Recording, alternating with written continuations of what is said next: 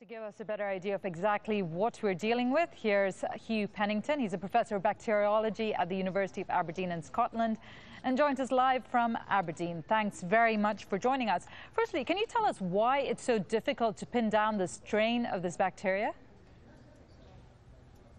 Well, it hasn't been found in any food, despite food being looked at. The Germans think that foods that are under suspicion, because people who've fallen ill have eaten lots of them more than other people who haven't fallen ill, are things like tomatoes, cucumbers and lettuce. But no tests have found any of this particular outbreak strain on those foods. It's a wide range of foods. And of course, it's all entirely possible that all the food that was poisoned has already been eaten or been thrown away. So it may be that, you know, as some Germans are thinking, that we will never actually get really to the bottom of this outbreak in terms of saying, yes, it was that particular kind of food. And what danger would there be in not being able to pin it down and narrow it down to exactly where it came from? Well, clearly, satisfying Vladimir Putin with one thing, but also what went wrong? Something went wrong somewhere. Animal manure, probably, because we think this bug probably came from animal manure, got onto food, and then that food was eaten. And that shouldn't have happened. So it's very important to find out what the trail, going back to the actual food, the way it was produced, the way it was handled, and so on, to find out what went wrong so that this can be stopped and it won't happen again. That's really important. And of course, to find out more about this bug, which is really very, very nasty. And we want to find out exactly what it's doing, what its behavior is and so on, so that we can prevent it causing outbreaks anywhere else. You mentioned Putin. Do you think it's right for countries, and countries should be banning imports from those affected countries like Germany?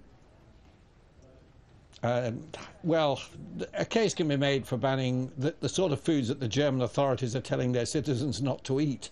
But other than that, I don't think there's any case at all for banning any produce from any other country other than Germany, because there is absolutely no evidence that any produce from any other country has been involved in this outbreak. It's a North German problem. It remains a North German problem. The only people who've fallen ill are people who've been to Germany and had food there. So it is a local German problem. So you could say, well, yes, well, let's be cautious about importing any German vegetables, but not from other countries, and particularly countries like Spain, where there's absolutely no evidence that this bug lives at all.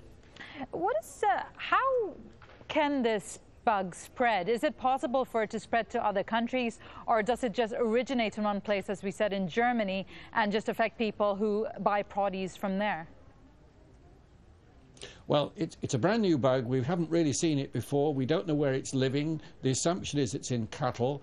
Clearly, work will have to be done to find out whether it's in German cattle, for example. Whether it's in cattle in other countries, we don't know.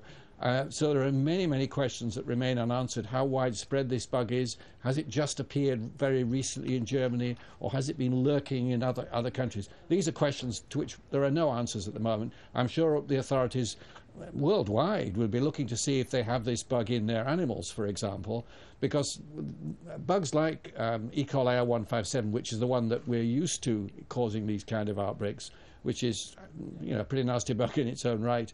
We know that lives in cattle, but we know that, generally speaking, doesn't cause any harm to humans. It's only when there's some kind of problem with food getting contaminated or people getting too close to animal manure that they get infected. So it's really important to know where this bug is living, this 0104, which is causing the German outbreak.